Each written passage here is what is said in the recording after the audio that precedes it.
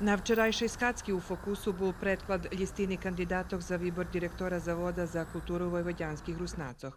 Skacku vodil predsjedatelj upravnog odboru Milomir Šajtoš.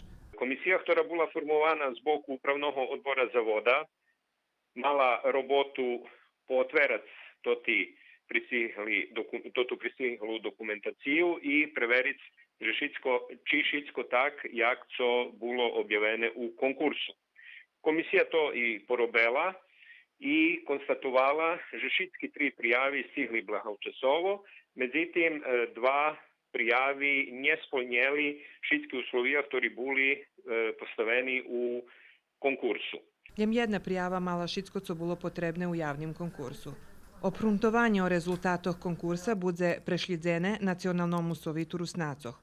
Po proceduri za výbor direktora Zavodu za kulturu vojvođanskih Rusnacoh, Nacionalni sovit Rusnacoh predklada kandidata za direktora pokrajinske vladi, kotraho potim menuje. Nacionalni sovit Rusnacoh o prekladu kandidata za direktora Zavodu bi trebao rozpravljati na ih od Skacki, kotra budze otrimana počatkom novembra.